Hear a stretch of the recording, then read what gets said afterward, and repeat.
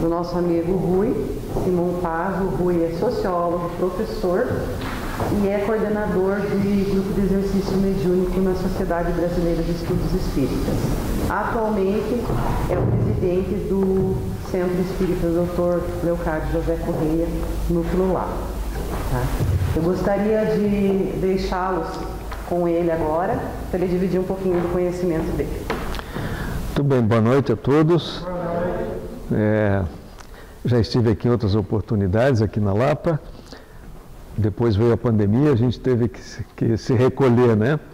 Mas fiz algumas palestras ali na pousada e é sempre uma alegria vir aqui, mas já vim fazer reunião também com o grupo do exercício mediúnico aqui da Lapa. Então tenho já uma familiaridade aqui com a cidade, né?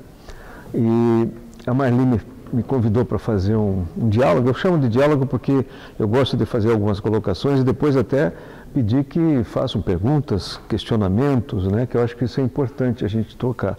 E o tema que nós... Aliás, eu estava para conversar com a Lapa, né? Alguns meses atrás, foi em maio, eu iria falar sobre a vida do Dr. Leocádio, né? E aí foi anunciado um frio daqueles assim que ninguém ia ter coragem de sair de casa, né? Acabamos adiando, né? Aí depois eu acabei pegando Covid também, então complicou tudo. Aí a Maria tinha pedido, você não quer fazer a palestra do irmão Leocádio novamente? Eu falei, olha, vamos deixar para o ano que vem, que o importante é você fazer no aniversário dele. O aniversário de desencarne do irmão Leocádio é 18 de maio. Aí a gente fala sobre a vida e quem sabe traga a peça de teatro que estava em cartaz até 2 semanas atrás lá em Curitiba, né? E aí ela sugeriu, eu já falei aqui uma outra oportunidade, já faz alguns anos, sobre os desafios do século XXI, né? Nós estamos entrando na 3ª década do século XXI. E veja, nós estamos com um século que começou bastante tumultuado. Tivemos a pandemia, ainda estamos em plena pandemia, agora com um certo arrefecimento, né? Pelo menos não estamos tendo aquele número enorme de mortes e internamentos, né? E estamos com uma guerra, né? Uma guerra, né, brutal, eu diria, um país invade o outro, na Ucrânia, e com grandes riscos para toda a humanidade, né? Mesmo que seja localizado, nós todos estamos sofrendo as consequências, porque o combustível subiu, a escassez de alimentos no mundo, né? A África está sofrendo muito com isso, porque a Ucrânia é um dos maiores produtores de cereais do mundo, né? É um celeiro, assim como o Brasil, né? Então, não há nada que aconteça no mundo que não nos afete, né? E esse presidente da Rússia é uma pessoa instável, extremamente imprevisível, e tem o botão, né, das armas atômicas. Então nós estamos num momento assim bastante delicado. Por isso que é importante, né, nós que somos religiosos, a nossa maior arma é a prece, né?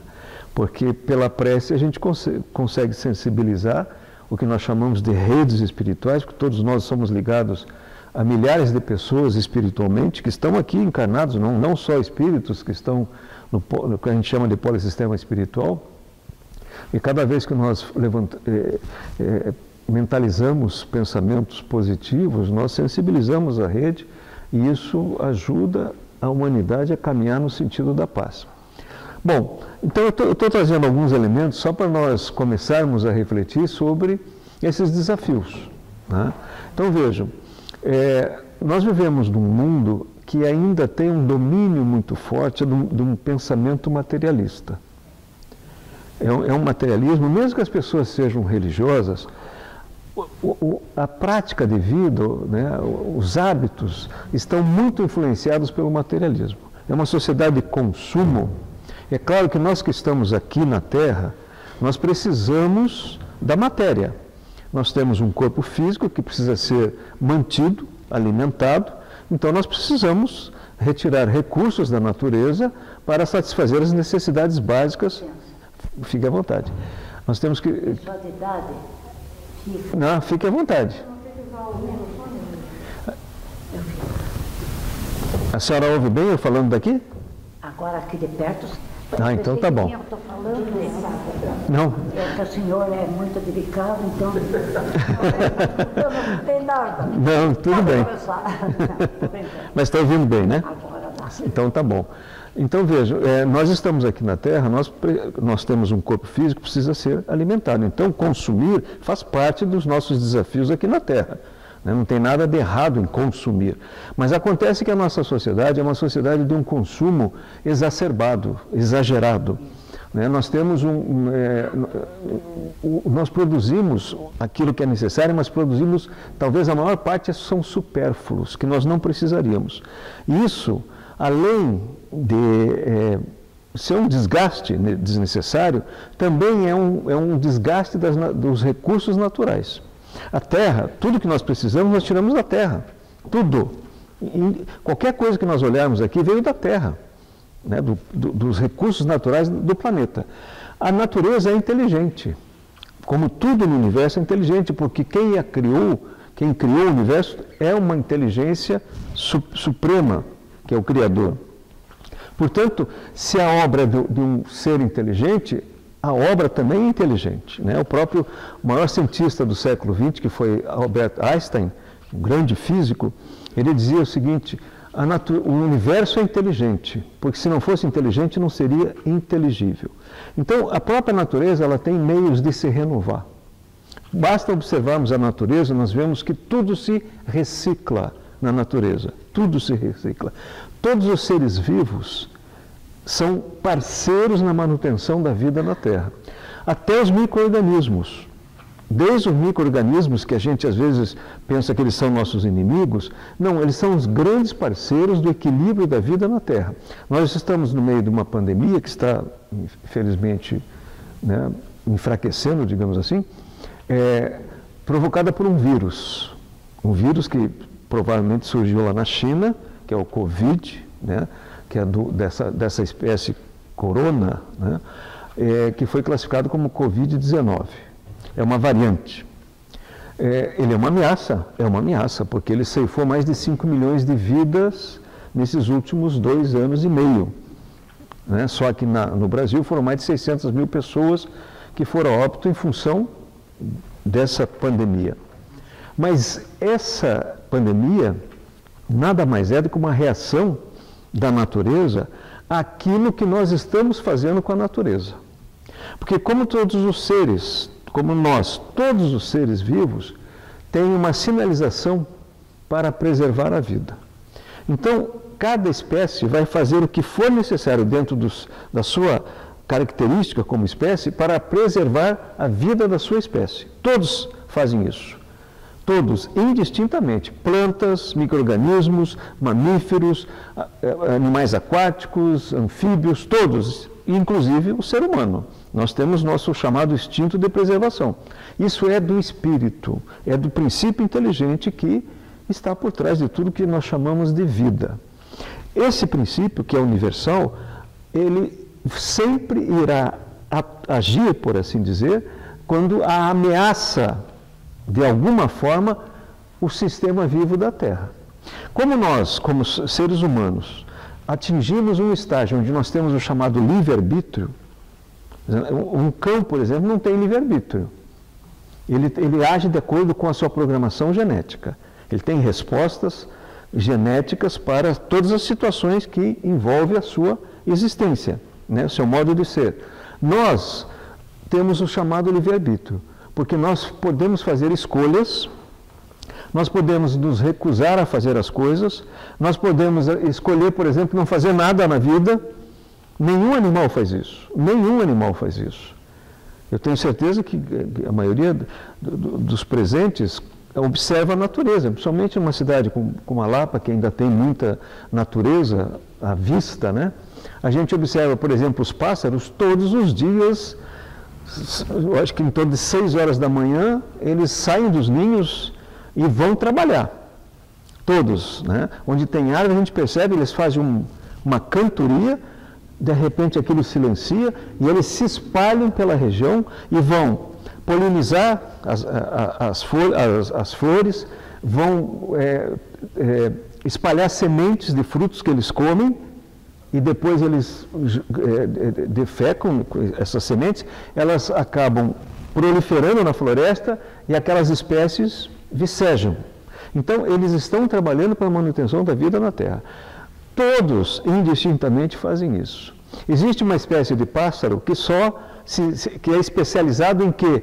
Em fazer a limpeza da Terra. São os profissionais da limpeza pública, como nós temos na nossa sociedade humana. Os abutres, os corvos, eles têm a função de fazer a limpeza de todos os resíduos que são as sobras, digamos assim, do processo de sustentação da vida de todas as outras espécies. Né? Tem uma ave, por exemplo, é um tipo de abutre, que ele se especializou em digerir ossos. Então tem uma parte da espécie vai lá e, digamos assim, se alimenta da carniça, mas ficam os ossos. Essa outra espécie, que é desse conjunto de abutres, essa espécie se especializou em digerir ossos. Como é que ele faz? São ossos enormes, às vezes, dependendo do porte do animal. Eles pegam esses ossos, voam a uma altura suficiente, numa região rochosa, onde tem rochas, e aí eles soltam o osso, e quando ele cai no chão, na pedra, ele se espatifa. Aí ele vem e se alimenta daqueles ossos. Então, veja, como eu disse, tudo é inteligente.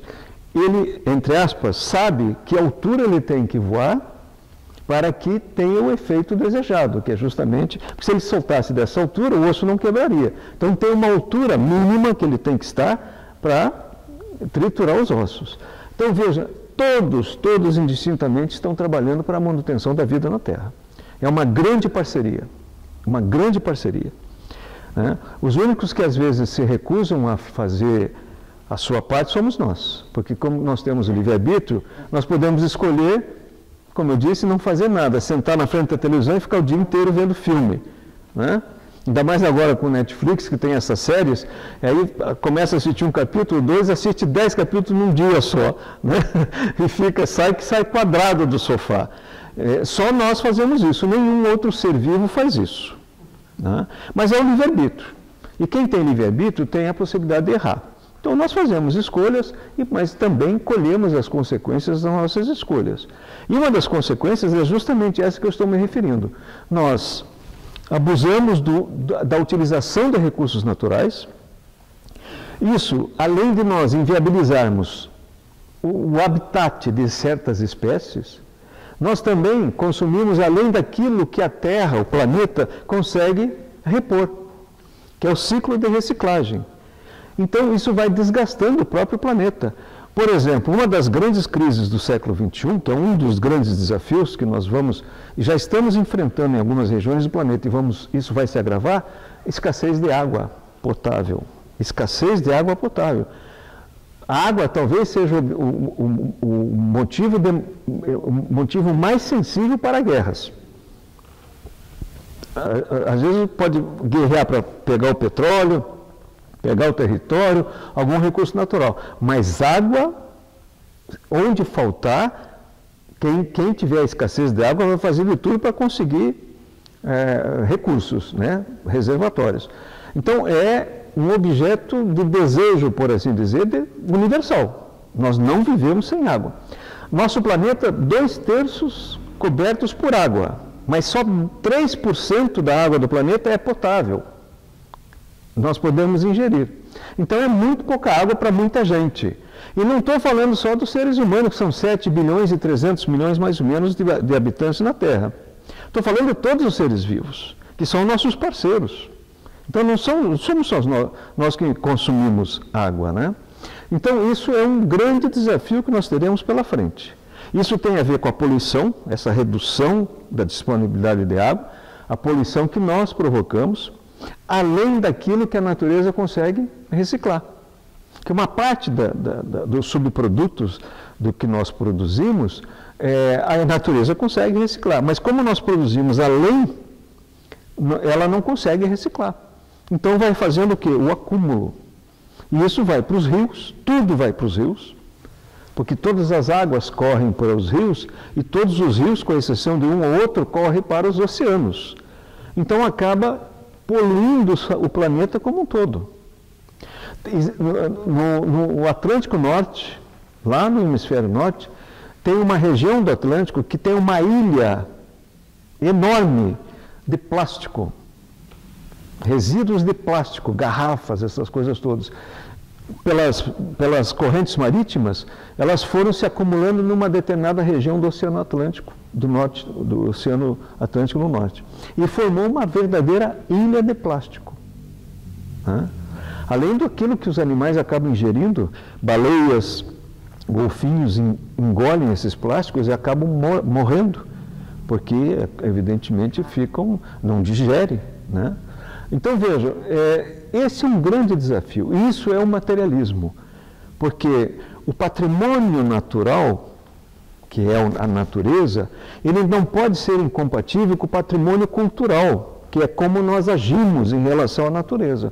Nós temos que compatibilizar o patrimônio natural com o cultural. Isso significa o quê? Compreender o funcionamento da natureza, compreender que todos os seres são importantes para a natureza, todos os seres, e respeitar as espécies, né? Quando nós começamos a expansão da agricultura, que era necessário, porque nós precisamos alimentar, as pessoas precisam se alimentar. Veja, há 2000 anos atrás, quando Jesus reencarnou na Terra, existiam mais ou menos 350 milhões de pessoas no planeta. 350 milhões. É a população dos Estados Unidos hoje, né? É o que existia na Terra. 1.800 anos depois, portanto, em 1800, nós tínhamos atingindo 1 bilhão de pessoas na Terra. Mas de 1800 a 2015, nós saímos de 1 bilhão para 7 bilhões. Então, é uma progressão, eu diria ser exponencial, né? Nem aritmética, nem geométrica, é exponencial. Como alimentar todo esse povo, né? Então é preciso que exista a agricultura, que exista a tecnologia, vá ao encontro da agricultura, como nós temos no Brasil, uma das agriculturas mais desenvolvidas. Mas, como nós exageramos no desmatamento, na monocultura, nós provocamos respostas da natureza. Uma das respostas foi o aumento das pragas. Por quê? O que são as pragas? São os insetos que viviam em harmonia no seu ambiente e que nós inviabilizamos o habitat deles, e como eles, como nós, também estão sinalizados para preservar a vida da sua espécie. O que é que eles fizeram? Vieram para o meio urbano e para as lavouras. Aí, como é que nós vamos resolver? Inventamos os pesticidas e inseticidas, herbicidas e etc. Resolveu temporariamente, mas contaminou a nossa alimentação. Nós estamos todos, nesse momento, intoxicados com resíduos que ficam nos alimentos. Isso aumentou todos os tipos de câncer, doenças graves que não existiam surgiram, né? Porque nós, pelo nosso livre-arbítrio, fomos fazendo os nossos exageros e a natureza tem respondido. Isso, na verdade, é um aprendizado. A Terra é uma escola. Ninguém reencarna para sofrer, nós reencarnamos para aprender. E às vezes o aprendizado é difícil. E ele é difícil na razão direta da nossa ignorância. Por ignorância, nós abusamos da natureza. Hoje não há mais a desculpa da ignorância, porque a ciência já nos mostrou claramente que a natureza precisa ter harmonia. E harmonia significa respeitar todos os ambientes, fazendo a manutenção da vida da humanidade, mas sem ameaçar a vida das outras espécies. Sem ameaçar a vida das outras espécies. Vejam, há um grande consumo no planeta de carne bovina. É mundial. Para atender essa demanda, são abatidos por ano no mundo 80 bilhões de cabeças de gado. 80 bilhões. Nós somos 7 bilhões e 300 pessoas na Terra. Isso significa que nós temos rebanhos enormes espalhados pelo planeta, mas concentrados em alguns países. Esses rebanhos produzem resíduos. Por exemplo, o gado bovino produz gases que vão para a atmosfera. Esses gases acabam se acumulando na atmosfera e aumentando como é que chama? A temperatura. Como? A temperatura do planeta. Né? Tem um nome técnico, agora me fugiu. Né? O aquecimento global. Isso, aumentando o aquecimento global e aumentando a temperatura do planeta. 1 ou 2 graus aumentando altera o sistema vivo na Terra. Tem espécies que não resistem e desaparecem. Né? Então veja a nossa responsabilidade. Esse é um grande desafio que nós já sabemos que ele está aí, porque a ciência já nos mostrou, e que nós teremos que equacionar nesses próximos anos, para o bem da humanidade. Nós não vivemos sem as outras espécies. Veja, esses agrotóxicos estão eliminando as abelhas em muitas partes do mundo. As abelhas são responsáveis por 80% de toda a polinização na Terra. As abelhas que mantêm as florestas, as flores, as árvores frutíferas, elas que polinizam, são as maiores polinizadoras da natureza. Se as abelhas desaparecerem, a humanidade não resiste 5 anos, segundo os especialistas. Então nós precisamos parar para pensar sobre isso. Então esse é um grande desafio, é um dos grandes desafios. Agora veja, não é só isso que o materialismo, que não faz essa compatibilidade do patrimônio cultural, que é a natureza, e do patrimônio cultural, que são os nossos conhecimentos, as nossas teorias, a nossa forma de nos relacionarmos com a natureza. Enquanto houver essa incompatibilidade e o materialismo prevalecer como ideologia, não é só a natureza que está sendo agredida, mas a própria vida humana. A própria vida humana. Como? Por exemplo, a Europa é uma região de países desenvolvidos. A Europa é uma região de países desenvolvidos. Pois, apesar de ser uma região de países desenvolvidos, com sistema educacional de primeiro mundo, saúde de primeiro mundo, condições de vida da maior parte da população bem acima da média do que nós conhecemos, eles já aprovaram, por exemplo, o direito, veja, o direito, entre aspas, da pessoa optar pelo suicídio, o chamado suicídio assistido. Na Bélgica, eles já admitem que um menino ou uma menina de 16 anos que não queira mais viver, solicite nos órgãos públicos da saúde lá da Bélgica, que receber uma injeção para se suicidar, com assistência médica. Ou seja, isso é uma banalização de um princípio fundamental, que é a preservação da vida. Por que será que todas as espécies preservam a vida? Tem algum significado, tem um propósito. Como é que nós vamos usar todo o avanço intelectual, tecnológico, científico que a humanidade alcançou para negar um princípio que é universal? Um jovem que quer se suicidar, ele não precisa de uma injeção, ele precisa de ajuda. Ele precisa ser atendido por especialistas que possam conversar com ele, reativar a sua dimensão afetiva, a sua autoestima, para que ele compreenda que quem está aqui, cada um de nós que está aqui, tem uma responsabilidade de estar aqui. Por isso que, para o Espiritismo, o nosso grande desafio é sensibilizar as pessoas de que a nossa verdadeira essência é o Espírito. Nós não estamos aqui de passagem só por estarmos. Quando nós reencarnamos, nós assumimos um compromisso não só com as pessoas mais próximas, com a família biológica na qual nós vamos reencarnar, mas com a humanidade como um todo.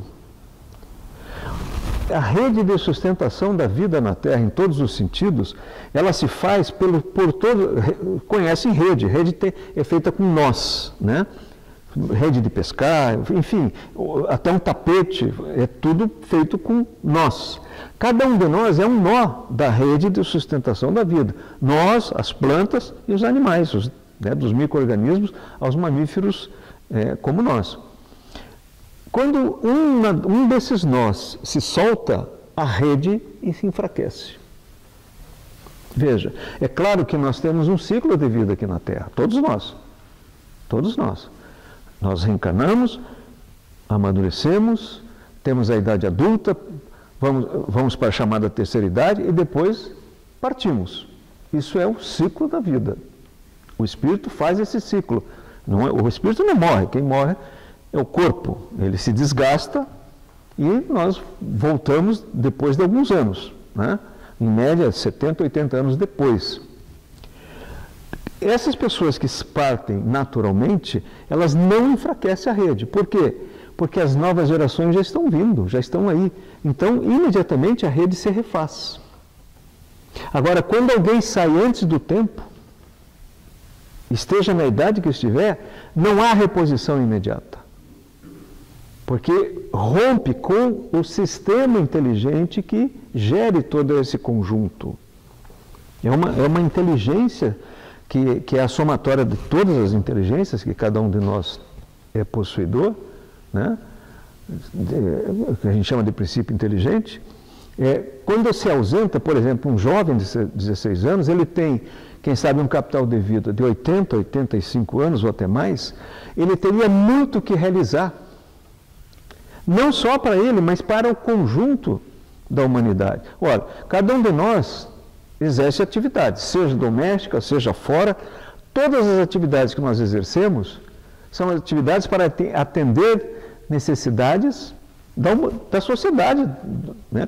Por exemplo, o Rodrigo é dentista, ele presta um serviço para a comunidade e que vai permitir que as pessoas tenham saúde, tenham equilíbrio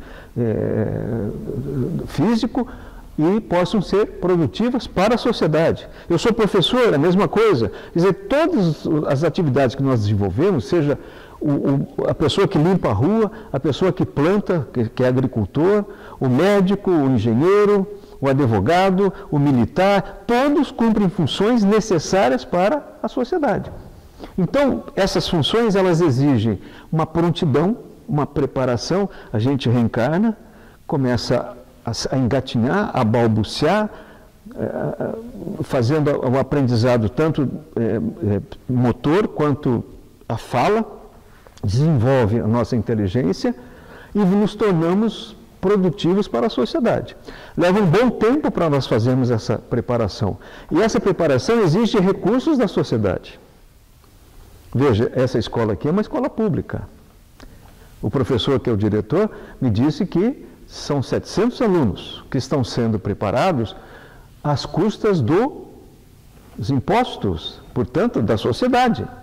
A sociedade é que sustenta essa escola. Mas mesmo uma escola privada também tem a sustentação social, porque ela não funcionaria sem o sistema elétrico que ilumina as salas de aula, não funcionaria sem o sistema hidráulico que fornece a água, não funcionaria sem a segurança pública, sem os hospitais, enfim, não há como existir isoladamente. Então todos têm um compromisso quando reencarnam. Ninguém reencarna aqui para ficar vivendo uma vida isolada, vai para uma ilha deserta e não quer saber de conversar com ninguém. Ninguém veio para isso. Todos têm uma missão. Todos têm uma missão. Criar filhos é uma missão, ser professor é uma missão, limpar a rua é uma missão. Tudo são missões que vêm em benefício da humanidade, em última instância. E que, evidentemente, tem um retorno, porque as pessoas precisam se manter. Então, por isso que a humanidade inventou a remuneração, o salário, faz parte, né? Todos precisam se alimentar, se vestir, né? Precisam morar, enfim. Quando nós nos ausentamos, nós enfraquecemos o conjunto. Eu uso a seguinte metáfora. Imagine que nós todos que estamos na mesma época aqui na Terra, independentemente da nossa faixa etária, nós estamos carregando um grande piano. que é a nossa responsabilidade para com o planeta. Esse piano é redistribuído para cada um de nós em termos de peso, de acordo com a capacidade de cada um, né? Se eu me ausento, esse peso terá que ser redistribuído. Então, uma parte do peso que eu abandonei vai ser redistribuído para os que permaneceram. Isso significa que os que permaneceram não terão mais dificuldade para fazer o que vieram fazer. Porque eles dentro da sua programação reencarnatória, eles receberam um peso adequado à sua missão. Mas se ele recebe um peso além disso, ele vai ter prejuízo vai ter mais dificuldade para realizar o que veio realizar. Então, quando uma pessoa resolve se ausentar antes do tempo, ela não está tomando uma atitude individual, egocêntrica, egoísta, que não vai fazer falta para ninguém. Não é só o sofrimento da família, não é só o sofrimento da família, é o que ela deixa de cumprir com a humanidade, com o grupo imediato. O grupo imediato é a família. O grupo imediato é a comunidade, onde está inserido. E o grupo maior é a própria humanidade, né? Ela deixa um passivo. Como nós somos da eternidade, evidentemente, claro, mesmo que a gente tome decisões desse tipo, nós um dia poderemos fazer o resgate. Nós vamos, digamos assim, saldar esse débito com a humanidade. Felizmente, ninguém é condenado eternamente. Isso não existe, pelo menos na doutrina espírita. Todos nós teremos sempre a oportunidade de nos reerguermos. Então veja, isso é o suicídio assistido, mas tem a eutanásia também. Mesmo que a pessoa esteja adoentada numa cama, ela ainda está ligada à rede de sustentação da vida na Terra. Não é só porque ela não está ativa, mas a presença dela ainda é o nó que sustenta a rede. Antecipar a saída, supostamente por um ato de caridade, é um grande engodo. Eu fico imaginando essa pessoa, quando ela toma consciência, depois que praticar a eutanásia, e ela vê que ela tinha que ficar mais 5 anos na Terra, ela tem um sentimento muito desagradável, um desconforto, porque ela vai ver que ela tinha mais o que contribuir e não pode mais fazer isso nesse momento. Deve ser uma situação bastante desagradável. Deve ser bastante desagradável para o espírito. Claro que ele vai se recuperar, vai compreender isso e quando voltar vai refazer o que deixou de fazer. Em outras circunstâncias, evidentemente, né? Então veja, terceiro aspecto desse desrespeito à vida é o aborto, né? Existe uma campanha mundial para a legalização do aborto. A Argentina acabou de aprovar, né? O Brasil, a gente continua resistindo, mas certos grupos estão entrando pelas bordas, por assim dizer, e usando o ativismo judicial, principalmente da Suprema Corte, e passando determinadas, não digo leis, né, mas jurisprudências que autorizam um aborto aqui, um aborto ali. É uma forma, como diz na gíria, de comer pelas beiradas. A gente tem que estar muito atento, porque o aborto talvez seja o crime mais hediondo que a gente possa praticar, porque é contra um ser indefeso.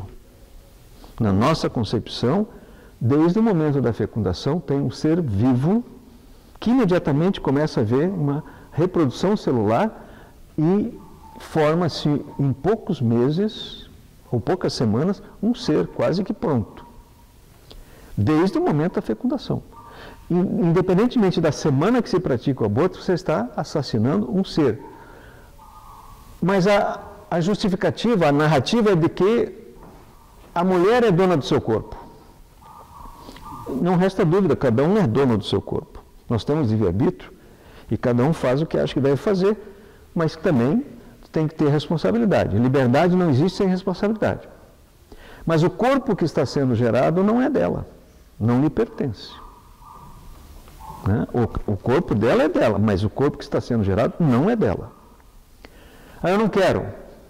Não quer? Então tem que haver um meio de que deu à luz o Estado redireciona aquela criança. Ela não quer, não adianta. Né? A adoção, enfim, tem que ter um redirecionamento. Ela não é obrigada a dar continuidade à sua maternidade, mas não tem o direito de tirar a vida para que ela não assuma essa responsabilidade. Né? O ato sexual tem que ter responsabilidade. Por que engravidou? Ele não queria, então houve um descuido. Portanto, houve uma irresponsabilidade. Não adianta querer agora resolver com a vida dos outros, porque é um outro ser. Né? Tem países que já admitem o aborto até a 24ª semana. Isso significa o 6º mês de gravidez. Todos nós sabemos que muitas crianças nascem no 6º mês e sobrevivem. Já estão prontas para a vida.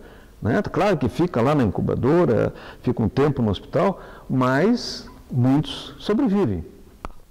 Mas alguns desses países desenvolvidos admitem que o aborto se faça na 24ª semana. Eu não gosto nem de imaginar como é que eles fazem isso. Porque não tem como não dizer que é um assassinato, porque está vivo, respirando. Se fizer uma eco, ele está chupando o dedinho. É o comum na essa ecografia que faz, o feto está lá chupando o dedo, quer dizer, é uma criança. Enfim, o que eu quero dizer com isso? Que essa mentalidade materialista, ela banalizou esse princípio fundamental que é a preservação da vida. Né? Então veja, meio ambiente e vida humana.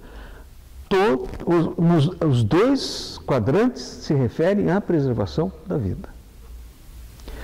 Essa consciência de que nós não existimos sem os outros, não só os outros humanos, mas os outros seres vivos, ela tem que, neste século, se tornar uma consciência viva, com perdão da repetição do termo, uma consciência consciente de que nós fazemos parte de um conjunto maior que nós chamamos de sistema vivo.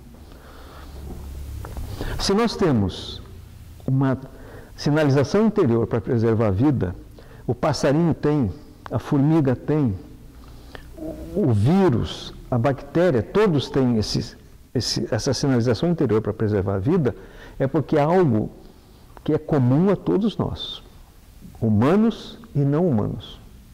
Portanto, nós temos uma unidade fundamental. E isso me parece bastante lógico. Por quê? Porque existe só um que nos criou. Existe um só autor de toda essa obra.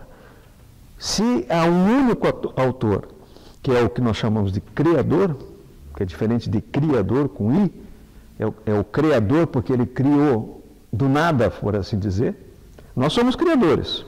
Né? Esse aparelho que está filmando aqui é uma criação humana, mas é uma criação a partir do que já existia. Reuniu-se elementos da natureza, metais, plástico, etc., e montamos esse equipamento. Deus criou do nada. Esse nada não é um vazio, né? Mas não vamos entrar nesse mérito. Então nós chamamos de criador, do creare, lá do latim. É a mesma raiz de criar, mas para separar, né, o criador das criaturas. Nós somos criaturas que também criamos. Né? Nós temos um único criador, porque se não fosse único não seria Deus, teria outros, né? outro Deus maior que ele. Isso seria um absurdo. Como é único, é como um artista que pinta um quadro. Se nós olharmos alguns desses famosos artistas, Claude Monet, Picasso, olhou a obra, já tem uma certa familiaridade com as artes plásticas, isso aqui é Picasso, isso aqui é Monet, isso aqui é Renoir, porque eles têm um estilo que fica gravado em todas as suas obras. É um padrão que identifica o autor. Eles pintam várias paisagens, várias formas, mas tem um padrão na sua pintura que a gente identifica. Esse é fulano. A mesma coisa o Criador. Como Ele é o pintor de tudo que nós conhecemos, nós identificamos a presença do Criador em tudo que existe no que nós chamamos de natureza. Uma das coisas que são evidentes é essa sinalização interior de preservar a vida. Quem é que gravou isso em nós? Em mim? Eu estava vendo uma reportagem essa semana, os cientistas conseguiram informações suficientes para dizer quantas formigas existem na Terra. 24 trilhões de formigas na Terra. 24 trilhões. Veja, bilhão, trilhão, quatrilhão. É 4 vezes 1 bilhão. É muita formiga, né, Rodrigo? É muita formiga. Para cada ser humano na Terra tem 2,5 milhões de formigas. Mas é um exagero? Não. Elas são as grandes parceiras nossas. Claro que as lavouras às vezes sofrem com elas, mas elas fazem uma areação, um arejamento subterrâneo que faz uma reciclagem, uma limpeza interior dos terrenos e permitem que a vida floresça permanentemente. Trabalham incessantemente. Formiga não tira férias, não tem feriado, né? Não tem atestado de saúde, passarinho não tira férias, só nós. Né? Não está errado, não estou dizendo que está errado. Né? O repouso é necessário, a pausa é necessária. Né?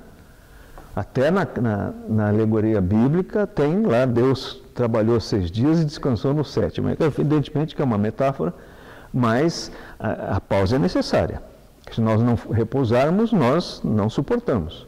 Os animais também fazem a sua pausa, é diferente, mas não tiram férias, isso eles não tiram. Né? Então, vou tirar 30 dias de férias, ou se for lá do sistema jurídico das formigas, tirar 60 dias de férias. Né? Não existe isso, né? Na natureza. São os grandes parceiros.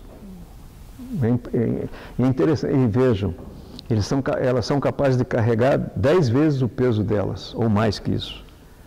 Quando a gente vê a formiguinha carregando uma folha, faça uma comparação, se fosse um ser humano, e na proporção da folha para o ser humano, nós não conseguiríamos carregar. Elas carregam. Né? E é o dia inteiro, dia inteiro. Levantam cedinho, começam a fazer o trabalho delas, vão fazendo os ninhos, fazendo a forração, trabalhando, furando, fechando aqui, abrindo ali, porque eles têm uma engenharia extremamente inteligente. Sistema de comunicação também. Perfeito. Por exemplo, os cupinzeiros, a temperatura média do cupinzeiro é constante. Eles têm que ter uma temperatura média agradável. Nós usamos ar-condicionado, um monte de coisa. Eles fazem perfurações usando as correntes de ar. Em cada época do ano que mudam as correntes, eles vão lá, fecham um lado e abrem no outro. É uma engenharia inteligente. Na Califórnia tem uma universidade que resolveu construir os prédios da mesma forma que os cupim constroem os cupinzeiros. Não tem nenhum aparelho de ar-condicionado nos prédios dessa universidade. São aberturas, tudo por computador, evidentemente, que fecha de um lado, abre do outro. E eu vi, por exemplo, na Embaixada da França, lá em Brasília, a mesma coisa. Antes deles construírem a embaixada, os engenheiros e arquitetos vieram para Brasília e ficaram alguns meses observando o clima, os ventos, tudo que envolve o clima e a temperatura. E aí construíram o prédio de tal forma que a ventilação é suficiente para refrigerar o interior. Não precisa de aparelhos. Hein? Biomimética, né? Isso é biomimética. É a imitação da vida. Né? Porque como tudo é inteligente, os animais sabem como fazer. Oi, Diga. Se fizer uma pergunta agora. Fique à vontade, fique à vontade. Não, fique à vontade. Tá. Você comentou de forma assim, bem interessante, porque sobre aborto, preservação da vida, assim, e a gente observa mundialmente assim, essa mentalidade, né? E assim, alguns países, alguns estados americanos mais, como a Califórnia, por exemplo, outros estados americanos menos, né, que eles têm divergência, mas alguns países, movimentos no Brasil, Europa, Ásia, em sentido, por exemplo, do aborto, né? Como a gente consegue, assim como espírita, através de uma mentalidade, através de uma consciência, de diminuir essas crenças limitantes, assim, algo nesse sentido, um outro pensamento, né, distante disso, assim, aonde que surge esse desequilíbrio, ou então essa mentalidade em prol disso, né? Como é que você enxerga isso? Começa por essa compatibilização dos dois patrimônios, natural e cultural. O cultural vai envolver o quê? Visão do mundo, visão de nós mesmos e visão do outro. Né? Nós temos em cada época a humanidade tem uma visão do mundo.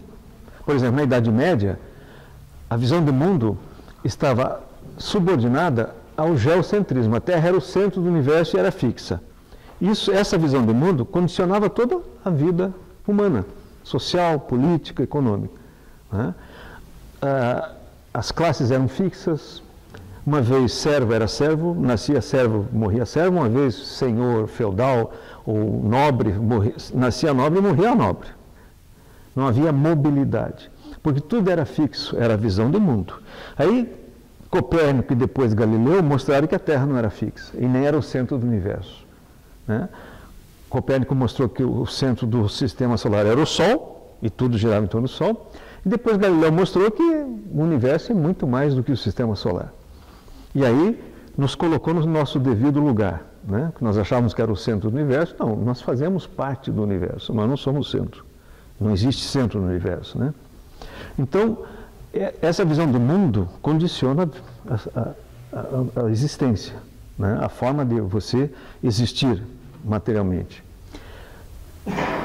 Quando há essa ruptura e vem o Renascimento, no século XV, até o século XVIII, se consolida esse novo pensamento, com os chamados iluministas. Os iluministas, eles inauguram a chamada Idade Moderna. A Idade Moderna diz o seguinte: não há nada que nós não compreendamos que não seja pela razão. Porque na Idade Média dominava uma visão essencialmente religiosa. Tudo tinha que se subordinar à interpretação que o clero fazia. Era a verdade revelada, não podia discutir, só o clero podia mudar. Então, não existia liberdade de pensamento. Né? O iluminismo trouxe a liberdade de pensamento. A razão é que nos explica tudo, que é o instrumento de busca da verdade. Né? Esse racionalismo chegou à conclusão o seguinte: existe um momento que é emblemático. Tem um cientista, um grande matemático francês chamado Pierre, agora me fugiu o sobrenome dele.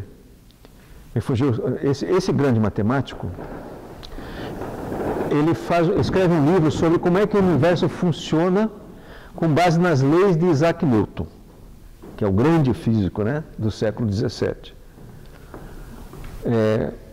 Puxa, me fugiu o nome dele. Já daqui a pouco eu lembro. Aí, quando Napoleão, que era o imperador francês, leu o livro dele, achou muito bom, muito interessante, parece que tudo é perfeito, tudo se encaixa, né? O Sol gira, atrai pela gravidade, os planetas giram em volta, os satélites giram em volta dos planetas, enfim, a famosa lei de equação da gravidade de Newton, essas coisas todas. Muito bem. Ele pergunta: Dr. Pierre, muito boa, gostei muito do seu livro, mas eu não encontrei no seu sistema Deus. Eu não vi Deus aqui no seu sistema. Ele falou assim: Excelência, eu não preciso dessa hipótese. Eu não preciso de Deus.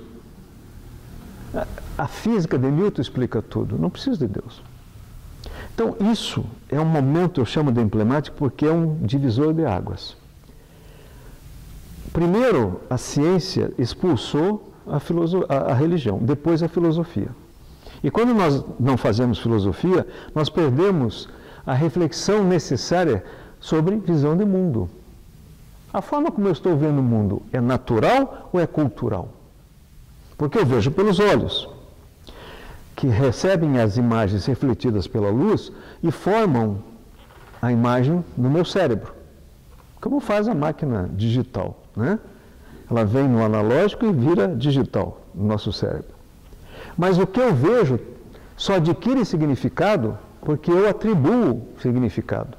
E aí é cultura, né? Então, a visão do mundo é sempre uma construção.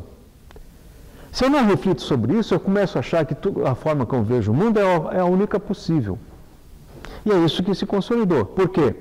Se antes a religião é que ditava a verdade, não admitia nem a pesquisa, porque isso seria duvidar das verdades absolutas, eles consideravam bruxaria, queimavam as pessoas em praça pública. Quando esse sistema caiu por terra, a ciência assume, mas não acaba com o altar. Ela tira a religião do altar e ela assume o altar. Então ela dessacraliza o campo religioso, mas sacralizou a ciência como resposta para tudo. E a ciência não tem resposta para tudo. Mecanicismo. E aí o mundo máquina se instalou, né? Quando o mundo máquina se instalou, nós também começamos a ver a nós mesmos como máquinas. Porque o corpo é uma máquina perfeita. Quando eles fizeram as primeiras dissecações, que era proibido na Idade Média, após o Renascimento, começaram a dissecar corpos, né, nas universidades. E aí os cientistas separaram todas as partes dos corpos e estudaram como é que funcionava o corpo humano. Músculos, nervos, órgãos, né, esqueleto, tudo. E catalogaram órgão por órgão. E aí alguém pergunta, e onde é que está a alma? Abriram tudo, espalharam na mesa, e onde é que está a alma? Como é que funciona? Respiração, batimentos cardíacos, circulação, aquele fluxo, né? Alimentação, troca de energia e tal, tal. Não é alma, é mecânico. Por isso que a nossa medicina se especializou ao limite. Cada um pegou um pedacinho dessa máquina, né? Um se especializou nos olhos, outro nos ouvidos, outro nos dentes, que também é medicina, como é que chama? Medicina odontológica, é isso, né? É no campo da medicina também, né? Mas dentro dos dentes tem várias E tem vários, né? Tem ortodontia, tem não sei o quê, você que é especialista. Não é que está errado, isso ajudou muito a ciência médica a conhecer o funcionamento do corpo e apresentar respostas para os nossos distúrbios, digamos assim. Mas esqueceu quem somos. O que somos foi decifrado. Somos feitos disso, daquilo, somos feitos de DNA, que é feito de nucleotídeos, que forma a famosa dupla hélice, enfim, toda a nossa composição genética. Né? E depois da decodificação do genoma, fizeram um mapa do genoma humano, um mapa do genoma da mosca da fruta, e fomos decifrando os, entre aspas, segredos da vida.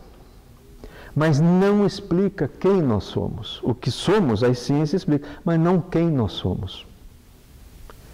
Como é que eu posso, por uma equação matemática, explicar por que todos nós temos essa sinalização interior para preservar a vida? Nós, os animais e as plantas. Não tem como explicar isso a não ser pelo campo filosófico e pelo religioso. Porque se nós temos uma unidade fundamental, nós temos uma origem única. Isso é o campo religioso. Quem nos criou? Porque desde que o homem, o ser humano, começou a pensar, digamos assim, que ele começou a se auto-perceber que ele olhava no espelho d'água dos rios e olhava e sabia que ele era ele, porque se você colocar um cão na frente do espelho, ele não sabe que ele é ele, né? Ele não se reconhece. É o golfinho, né? Como? O único animal. O golfinho e os símios, os macacos, né? Os chimpanzés se reconhecem. Fora isso, não sei se tem mais algum outro, mas não tem autopercepção. Quando nós atingimos esse estágio da autopercepção, nós começamos a nos indagar. Quem que fez tudo isso? Não fui eu, né? Já estava aqui. De onde nós viemos? E para onde nós vamos? Isso é, ao mesmo tempo, filosofia, ciência e religião. São indagações das 3 áreas. Mas aí a arrogância do iluminismo diz que não, só uma é necessária. E aí essa mecanização levou a esse absurdo de que você pode eliminar a vida. Né? Eu estava assistindo um documentário da Segunda Guerra Mundial, quando o Hitler resolve invadir a União Soviética. Ele tinha feito um acordo de não agressão para poder invadir a parte oeste da Europa e fez um acordo de não agressão com os russos. Quando ele dominou França, Países Baixos, Bélgica, etc., ele se voltou e quebrou o acordo e invadiu a União Soviética. E ele chamava de espaço vital. Nós vamos colonizar com germânicos toda a União Soviética. E aí os generais perguntaram, e o que fazemos com o povo? Nada. É uma guerra de extermínio. Nós não vamos dominá-los, nós vamos exterminá-los. Como é que uma pessoa, em sã consciência, pode tomar uma decisão dessa? Eliminar toda uma sociedade? São milhões. Na Rússia é um país populoso, já era naquela época. Com a maior tranquilidade, como se estivesse dizendo, nós vamos limpar esse campo aqui, ó. Vou passar o arado aqui e vou limpar esse campo. Não era diferente. Como é que alguém pode chegar nessa falta de empatia com a vida, uma ausência absoluta de empatia com a vida? Mesma coisa Stalin. Ele pessoalmente assinou a execução de mais de 30 milhões de pessoas. Ele ficava de madrugada, ele dormia pouco, ele ticando uma lista de quem vivia, quem morria. Era o passatempo dele, por incrível que pareça. Né? Como é que chega esse nível de dessensibilização? Por uma visão de máquina. Né? Quando essa câmera não funcionar mais, não tiver mais conceito, o que eu faço com ela? Vai para reciclagem, nunca mais quero saber o que aconteceu com ela. Ela não tem valor afetivo para mim, não tem significado afetivo. Mas por que os nossos ancestrais mais remotos, como os neandertais, que são anteriores ao ser humano, já sepultavam os seus mortos e faziam rituais de sepultamento já nessa época, antes de estarem no estágio humano? Ninguém enterra alguma coisa com rituais se aquilo não tiver um significado transcendente. Que quando estraga um liquidificador em casa, não tem mais conserto, ferro velho. Você não vai fazer uma sepultura no fundo do quintal por ter liquidificador, né? Seria ridículo, que não tem esse significado. Mas os nossos animais domésticos, né? A gente não gosta de simplesmente jogar. Não, pelo menos lá em casa a gente enterra, né? Eu moro em chácara, então a gente acha um lugar lá para enterrar. Mas não joga o animal em qualquer lugar. Né? A gente tem uma relação afetiva com aquele ser que viveu conosco, nos deu alegria, né? Abanava o rabo quando eu chegava em casa, né? O gato que vinha para o colo. Enfim, você tem uma relação afetiva, é um ser que tem sentimento, que gosta da gente, revela esse sentimento. Né? É claríssimo, né, que eles têm sentimento, mas um objeto material não. Então, quando você reduz o ser humano à máquina, tudo fica mais fácil. Até os regimes totalitários se justificam, porque eles dizem assim, se o homem é uma máquina, basta eu ter as ferramentas corretas, eu calibro para o que eu quiser.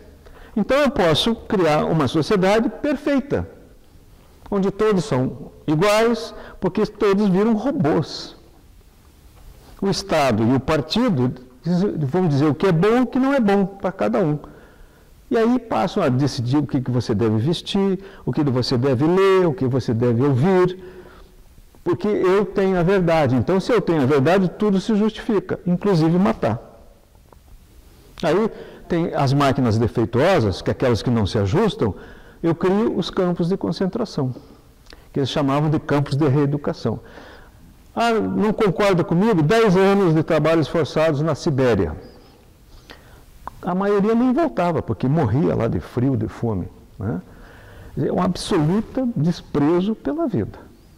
Isso é um materialismo. Bom, aí você pergunta, como é que nós vamos dar a volta por cima, né? Nós já estamos dando a volta por cima. A humanidade nunca se colocou desafios que ela não pudesse superar. Nunca. A humanidade nunca regrediu e nunca vai regredir. Porque o espírito não regride. Nós já passamos momentos difíceis. Olha as 2 grandes guerras. Somadas as mortes das 2 grandes guerras, passa de 80 milhões de pessoas. A primeira guerra durou 4 anos, a segunda 6 anos, portanto, em 10 anos, 80 milhões de vidas foram ceifadas em guerras. Se somarmos todas as guerras do século XX, em torno de 200 milhões de pessoas morreram nessas guerras, né? Que tiveram outras guerras, além das 2 guerras mundiais. É algo absurdo quando você imagina todo o avanço tecnológico e científico que a humanidade alcançou, mas ao mesmo tempo que trouxe essa medicina avançada que nós temos hoje, né? A internet, como facilita nossas vidas. Nós não vivemos mais sem a tecnologia da informação. Não vivemos mais. Essa luz está acesa porque está sendo gerenciada por computadores, né? Mesmo assim, essa mesma tecnologia, essa ciência, também constrói as bombas mais destrutivas do planeta, da história. Olha, essa ameaça desse senhor lá da Rússia, o Putin, eles têm arsenal suficiente para destruir a Terra 10 vezes. Os Estados Unidos também têm. Não basta uma vez só, tem arsenal para destruir 10 vezes a Terra. Mas veja, eu acho que dá a impressão que ele quer fazer o que o outro limpar aquele campo para ser para ele. Já todo ser humano dali, para ele conquistar. Tem uma mistura de ambição, de desprezo pela vida, desrespeito pela nação, pela outra nação, né? E de uma forma absolutamente, assim, toda guerra é brutal, né? Mas agora cada aldeia que a Ucrânia reconquista, eles encontram centenas de corpos em covas coletivas que foram assassinados, civis foram assassinados pelas tropas russas, com as mãos amarradas e com tiros na cabeça. Se ele diz que não há guerra, como é que ele vai dizer que ele conquistou aquele? Pois é, ele diz que é uma operação especial para não assumir que ele invadiu, né? Mas... Esse poder que ele acha que ele... Vai chegar um momento que ele acha que é mais que Deus. Eu acho que ele já acha que é, né? Só que essa questão de nuclear no mundo espiritual até 2 anos atrás estava descartada, né? E agora voltou a acontecer, né? Como é que é? Essa questão de guerra nuclear e tudo que pode acontecer no mundo, até 2 anos atrás no mundo espiritual estava descartado, né? Esses desencarnes coletivos. E a partir daí, com essa nova tecnologia e tudo que vai, já está mais forte, ele pode voltar a acontecer, né? Pode. A única coisa que pode evitar é que os 2 lados têm armas suficientes para se autodestruírem. Não há vencedores, não haverá vencedores. Então, quem é que pode se controlar esse senhor? A própria sociedade russa. Porque ninguém vai lucrar com isso, ninguém. Se a Rússia soltar uma ogiva, ela recebe outra ou mais. Todos vão morrer dos 2 lados. E vai contaminar a Terra, todos nós vamos sofrer com isso. Não haverá vencedores. Isso se chama dissuasão. O fato de todos os 2 lados terem poder de destruição, isso se chama dissuasão. Então, foi a Guerra Fria, durou 70 anos, né? Armados até os dentes, mas nunca apertaram o botão. né? Então, o que pode controlar esse senhor lá na Rússia é a oligarquia russa, que está perdendo muito dinheiro com a guerra, né? Viram agora, ele resolveu convocar 300 mil reservistas, foi uma debandada, o pessoal está fugindo do país, porque não querem ir para a guerra. Tem jovens que estão fraturando o braço para não serem convocados, né? Aqui, quando convocaram para a Segunda Guerra Mundial, muitos fizeram isso aqui, né? De se automutilar para não ir para a Itália, né? Mas lá está em massa isso. Então ele está vendo que ele não tem todo esse apoio lá. Isso vai ser a nossa salvação, por assim dizer, se Deus quiser. Mas veja, Rodrigo, a solução é a espiritualização. A espiritualização, né? Por isso que o campo religioso é muito importante, muito importante. Mas, Rui, com relação ao aborto, é uma coisa assim que a gente percebe muito, principalmente com os jovens, né? As meninas, principalmente, existe assim, estão abraçando essa questão, essa causa do aborto, a partir desses lemas, essas frases de efeito, né? No corpo das regras, que é uma coisa que vem, a gente percebe que vem até das universidades, né? Porque é lá que a coisa está sendo trabalhada de forma assim, muito agressiva. E então, assim, como que a gente luta contra a falta de espiritualização dentro das universidades? Porque lá Deus não existe. Você não pode falar em Deus, você não vai ver dificilmente você vai ver um TCC, algum trabalho acadêmico que trabalhe o tema religião, só se for no sentido de crítica. Agora, e essa questão do aborto, eu acho que ela vem das universidades e ela cria uma mentalidade que ela influencia toda essa massa jovem, que não tem massa crítica ainda para poder entender que aquele meu corpo, minhas regras, tem que servir também para o certo, né? Não só para a dona do... Olha, vem principalmente das universidades, mas não só das universidades. Não só, mas né? Que lá é onde formam professores de escolas Veja, e de outras faculdades. A geração que está, digamos assim, no poder, e quando eu falo poder, é a nossa geração, em todos os segmentos da sociedade, não só o político, o juiz, não. Todos nós que ocupamos funções, nós exercemos o poder na sociedade. Essa geração não fará a mudança. Quem fará a mudança são as gerações que já estão aí, quem sabe estão com 10 anos de idade, 5 anos, 15 anos. Essa geração, porque eles trazem uma sinalização nova. Nós somos reencarnacionistas. Deus nunca nos deixou desamparados. Como é que o poder clerical da Idade Média caiu por terra? Porque eles mandavam em reis. Eles é que coroavam os reis, os papas, né? No entanto, perdeu o poder. Tanto é que quando eles perceberam que o poder estava fugindo entre os dedos como água, eles instalaram a Inquisição para ver se seguravam o tempo. Né? Porque eles achavam que se queimasse as pessoas, queimavam as ideias. Quem é que fez a revolução no sentido de mudança de mentalidade? A geração que veio depois dessa. E isso em todas as épocas. As gerações que vão governar o mundo daqui a 20 anos estão com 10 anos, com uma outra visão. Porque as necessidades que nós temos hoje, as guerras, o desequilíbrio ambiental, etc., são informações que funcionam como se fossem e-mails, WhatsApp, que vão para o polissistema espiritual, para o mundo espiritual, e no endereço de espíritos que têm condições de reencarnar e mudar. E assim, sempre foi assim em todas as épocas. Essas gerações já estão aqui. As gerações que irão fazer a diferença já estão aqui. Serão os professores, os juízes, os militares, os empresários, enfim, todas as funções que existirem daqui a 20, 30, 40 anos, que as funções vão surgindo e desaparecendo, né? Vocês conhecem datilógrafo hoje, conhece a oficina de máquina de datilografia? Não existe mais. Torneiro mecânico, hein? Telefonista, etc. São funções que desapareceram e outras surgiram. As que estiverem aqui daqui a 20, 30 anos serão ocupadas por essa geração, com outra mentalidade. Então, essa sinalização ela é forte o suficiente para não deixar que essa banalização, essa mentalidade materialista vença, sobreviva? Não tenho dúvida.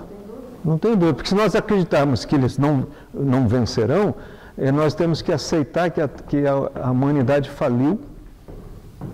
Porque a sensação que dá hoje, nesse quesito do aborto, é que nós estamos falindo, porque ele é muito forte. É justamente porque, em função do pensamento materialista, em que aquela vida é só uma máquina. Essa reconversão, né, isso virá por um pensamento novo que já está aí. Uma nova cultura, que nós chamamos de transdisciplinar. Como que vai mudar aquilo? Essa nova cultura é um novo pensamento, que já está aí. Ele começou a ser forjado a partir dos anos 70. É com o tempo que a cultura... Já está aí. Começa com a revolução da física, no início do século passado, que começa a revelar a nós que há uma diversidade. Nós somos, como seres humanos, iguais.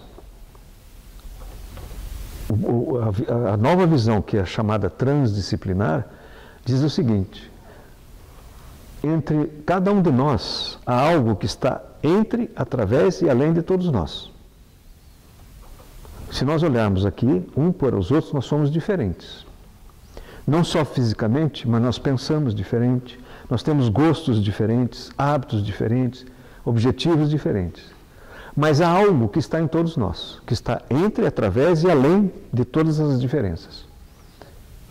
Nós somos humanos.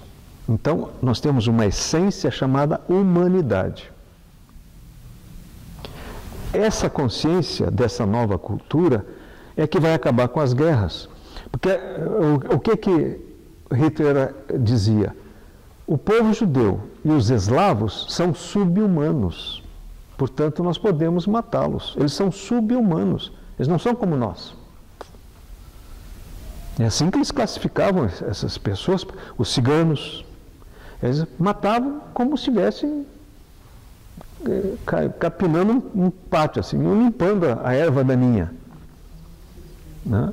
Com a maior, assim, as crianças que nasciam com algum tipo de deficiência, eles retiravam das famílias, colocavam em caminhões fechados, assim, com carroceria fechada, para levar para os hospitais, para as clínicas, mas colocavam o escapamento para dentro daqueles espaços ali, hermeticamente fechado, e quando as crianças chegavam no destino já estavam mortas.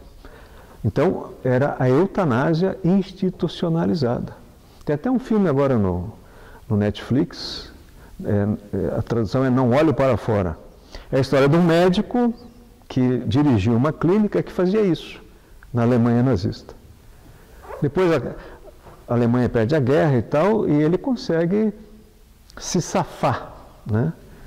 E um rapaz que namorava a filha dele, que vai atrás, não vou contar o resto, senão depois vocês não vão querer assistir o filme. Uma coisa que eu já me perguntei, espero não ser de tempo, a respeito da necessidade da humanidade, assim, em confiar ou necessidade, assim, de um líder.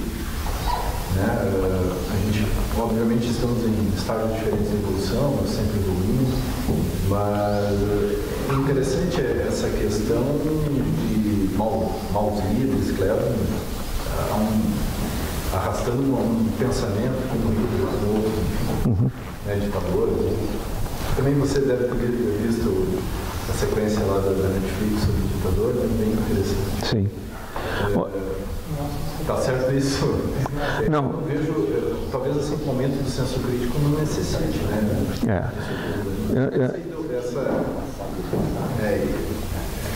Esse amor sem fim, assim, por líderes, né?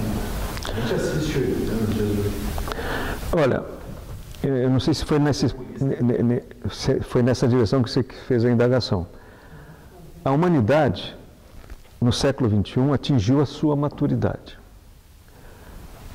Na época de Moisés, Moisés era capaz de convencer uma nação inteira a perambular 40 anos pelo deserto. Hoje é difícil você encontrar alguém que consiga pegar uma nação inteira e sair caminhando por aí em busca da terra prometida. Você pode pegar meia dúzia aqui, meia dúzia, ainda tem uns grupos que fazem isso, mas é minúsculo, né? Nós, até algumas décadas atrás, ou um pouco menos, nós ainda precisamos da tutela dos líderes. Olha no Espiritismo. O Espiritismo teve grandes médiums.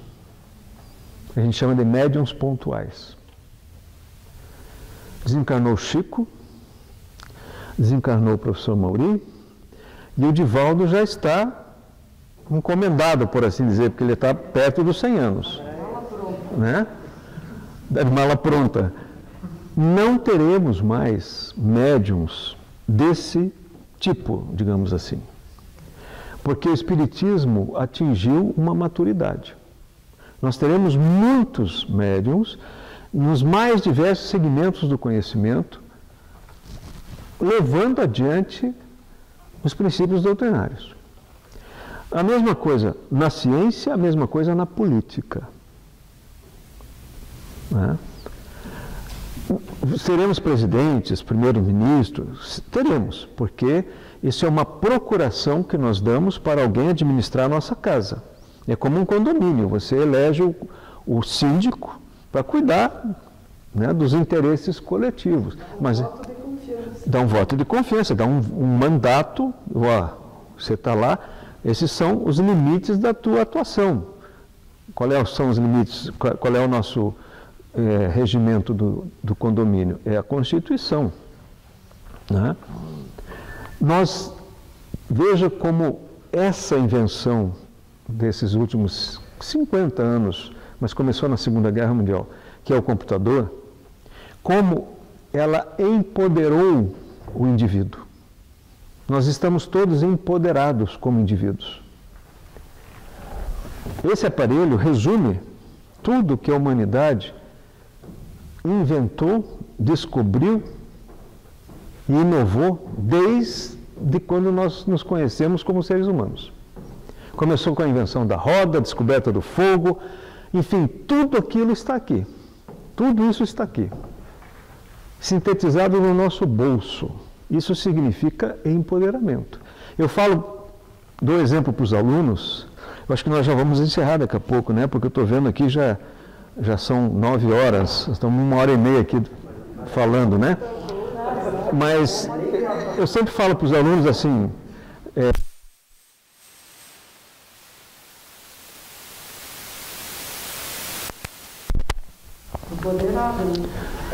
hein? Eu digo assim, alguns anos atrás, se eu pedisse para vocês um trabalho de pesquisa, vocês teriam que sair daqui, ir para casa, no outro dia ir numa biblioteca, às vezes até fazer uma correspondência para uma outra biblioteca, para alcançar a fonte de informação que você precisa. Você dependeria de uma série de intermediários. Então, esse poder que cada um tem é subdividido com os intermediários. Você fica dependente. Cada dependência que você estabelece é uma parcela do poder que você delega, né? Como nós fazemos com os nossos políticos. Agora você aperta esse aparelhinho ali e entra nas bibliotecas do mundo inteiro. Você entra no Google, no Wikipedia, enfim, você tem N fontes de informações. Atualizada. Com essa pandemia, nós tivemos que usar muito o delivery, né? Fazer compras pela internet. Isso mudou, inclusive, a configuração do comércio. O comércio eletrônico cresceu muito, porque facilitou a vida das pessoas. Criaram eles chamam de hub, como por exemplo o Mercado Livre. O Mercado Livre não tem loja, não tem nada. Ele tem um depósito que os vendedores mandam para lá. São milhares e milhares de vendedores, né? E não há o que você não encontre nessas hubs. OLX, Mercado Livre, o que você quiser tem lá. Eu não saio mais de casa para comprar. É porque ficou mais cômodo, menos risco, e eles entregam na porta da casa em 24, 48 horas. Né? Isso às vezes chegou às 10 horas da noite. Isso facilitou e me deu um poder de escolha maior. Então, eu estou numa idade em que eu tenho mais condições, atingir uma maturidade, de me auto-administrar. Então, será uma humanidade diferente. Né? Mas a gente tem que desenvolver essa conexão. Como? Essa conexão que a gente tem com esse Mercado Livre, com o celular, a gente tem que desenvolver com Deus, através de pensamento, através de conhecer Deus e para você sentir Ele. Sim, sim. Mas aí é o que eu disse antes para o Rodrigo, esse processo de reespiritualização, né, de reconhecer que alguém nos criou e que eu tenho certeza que ele existe, embora ele não se mostre, Deus não se mostra, mas ele se revela em tudo isso que eu tentei descrever aqui desde o início. A unidade da natureza, de todos os seres serem parceiros na sustentação da vida, isso significa que existe um maestro que rege essa orquestra que nós chamamos vida. Então, essa consciência, a própria ciência pode ajudar pelo chamado teoria da complexidade, que eu não vou entrar nos detalhes aqui. É uma nova teoria que revela que tudo está interligado. Se tudo está interligado, tem um fio condutor que interliga tudo. E esse fio condutor é o Criador.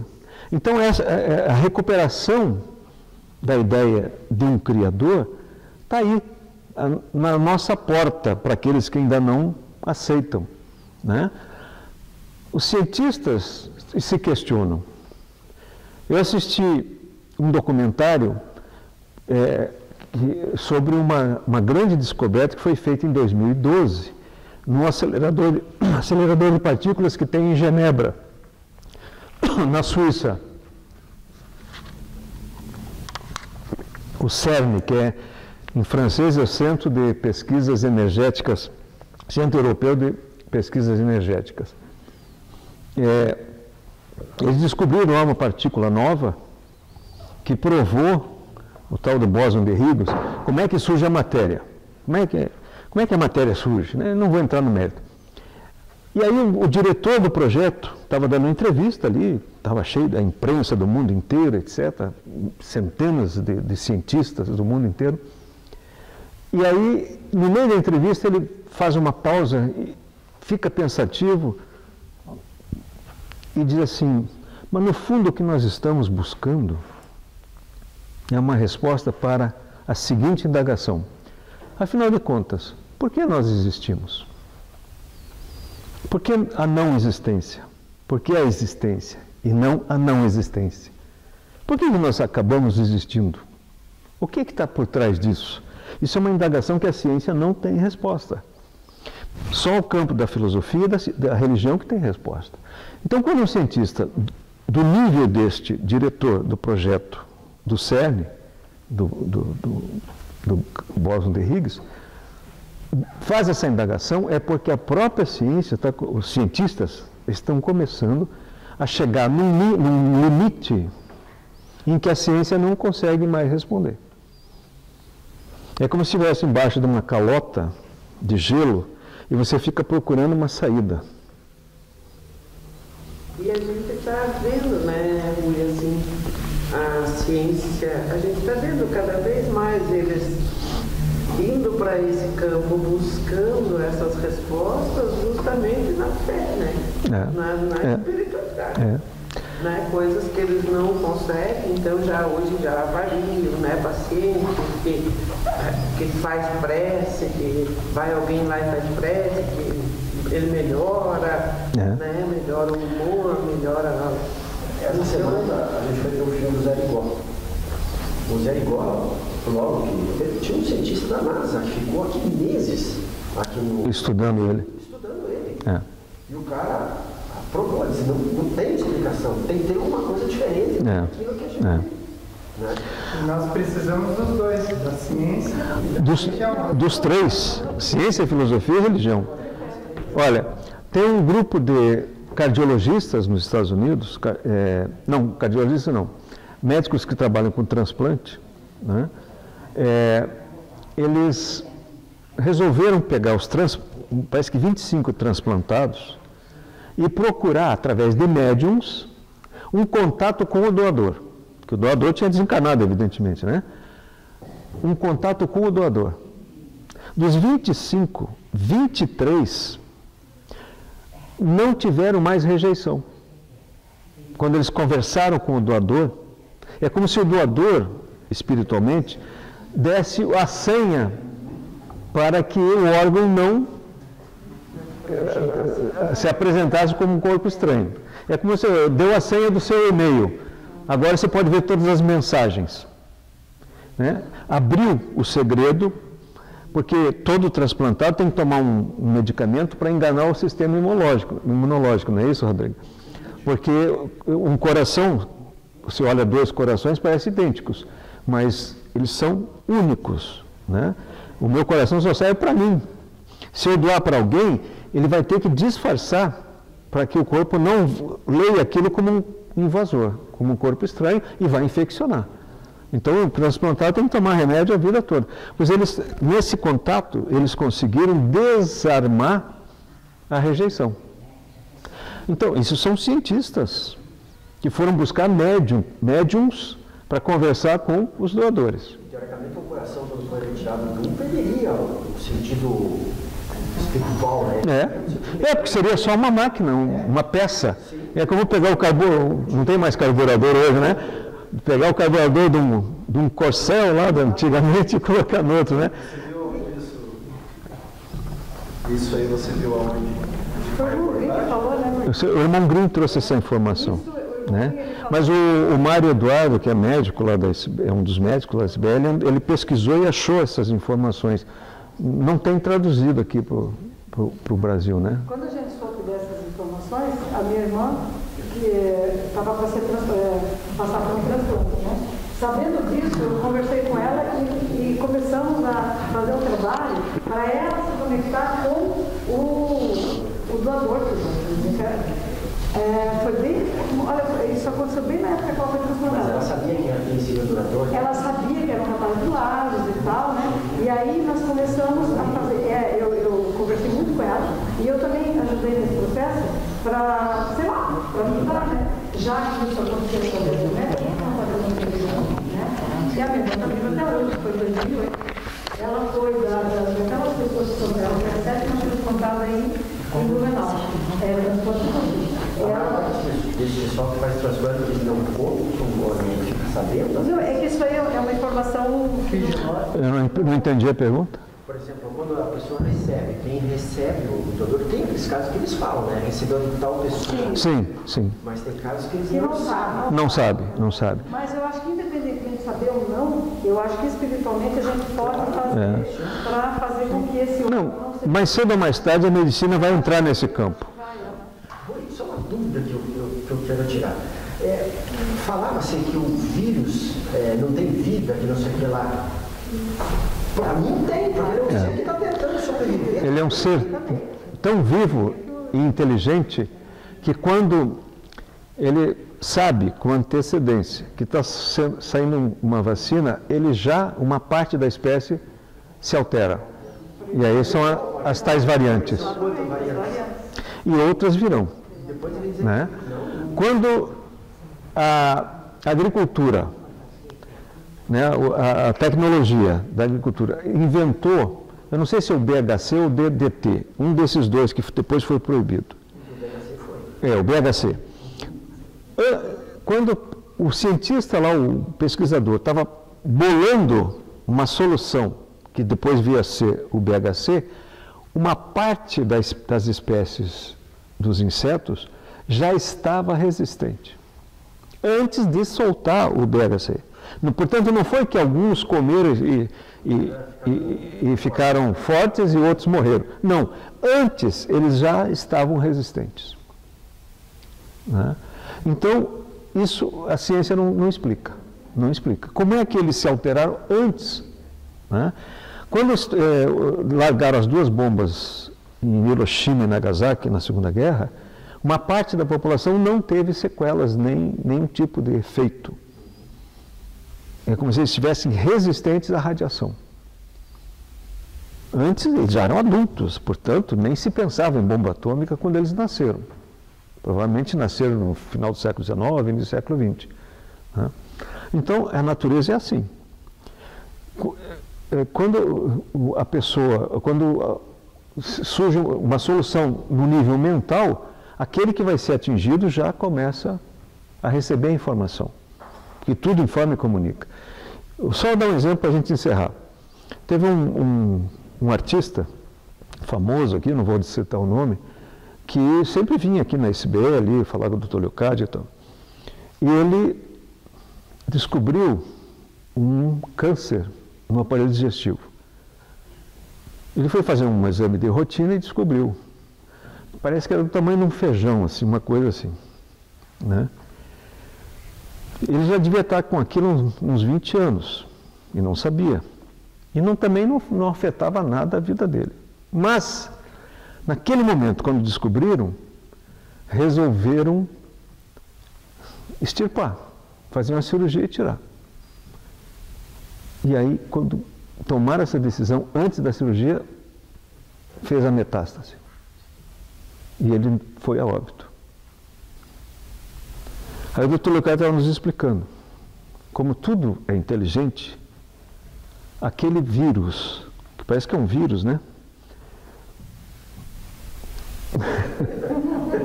Ouviu, né, entre aspas, imediatamente se reproduziu, porque ele está sinalizado para preservar a sua espécie. Né? Porque todos têm a mesma origem, então têm o mesmo carimbo, o mesmo, digamos assim, o mesmo software, né?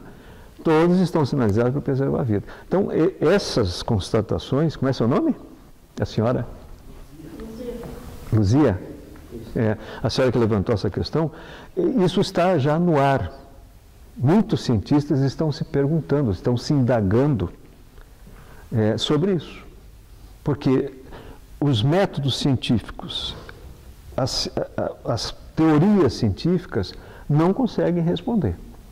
Porque a ciência trabalha só com aquilo que pode ser medido e pesado, de alguma forma. Como é que nós vamos medir e pesar Deus? Como é que nós vamos medir e pesar intuição? Todos nós temos intuições, todos nós. Mas é um sistema de comunicação que não passa nem pelos ouvidos, nem pelos olhos, nem pelo nariz, por nada. A intuição vem por onde? Pelo espírito. É uma comunicação espírito com espírito. Ou espírito com situações. Por exemplo, tem uma pessoa ligada a mim no Japão, que reencarnou, é um espírito ligado a mim, né, um laço de afetividade, por uma mesma família espiritual. Ele sofre um impacto lá de um terremoto. E aí eu estou aqui conversando com vocês, de repente eu sinto um mal-estar súbito, começo a me sentir mal e tal, quero me sentar, aí depois passa. Eu não ligo uma coisa com a outra. Eu recebi o impacto instantaneamente. Ao mesmo instante que ele sofreu o impacto, eu sofri aqui. Só que eu não sabia decifrar o que era. Depois, quem sabe, eu vou saber isso futuramente, né? Depois de desencarnar, saber que aquela pessoa estava ligada a mim. Essa informação não vem por nenhum meio, como, por exemplo, a informação que chega no celular, que vem por impulsos elétricos, etc. Ondas eletromagnéticas. A intuição não vem por ondas eletromagnéticas nem por impulsos elétricos. Nós não sabemos como ela vem, mas ela existe. Isso revela algo além da matéria. Né? Então, eu acho que neste século, Luzia, e eu não tenho dúvida que ciência, filosofia e religião estarão remembrados. Cada um no seu campo, mas se complementando.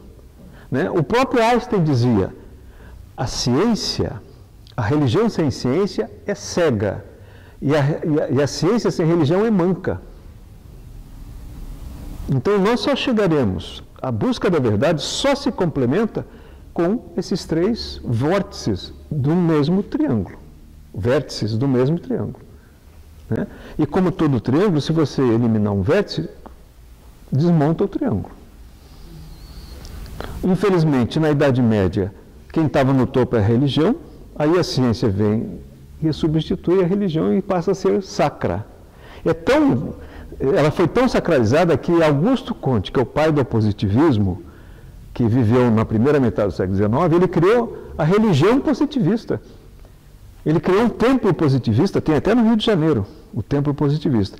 E ele substituiu no altar, em vez de ser Deus e os santos, a humanidade. Passaram a adorar a humanidade. Né? Como se o restante não existisse. Né? De tão forte que foi esse pensamento mecanicista. A filosofia também já esteve no topo, né? Na Idade Antiga. Na Antiguidade, né? Da filosofia clássica. Né? Mas o que fizeram com a filosofia no Iluminismo? Expulsaram a metafísica da filosofia. A metafísica é que faz essas indagações: quem sou eu? Quem somos nós? Isso é metafísica. O físico indaga sobre o que eu sou. Eu sou uma máquina biológica e tal, que funciona assim, assado. Isso é a física, é a filosofia instrumental. Mas a metafísica é dizer, como é que eu posso antecipar um acontecimento? Pela premonição. Né? Tive um sonho e aí aconteceu. Então eu sonhei antes de acontecer. Como é que eu explico isso? Isso é a metafísica. Então há um nível de comunicação que não é material.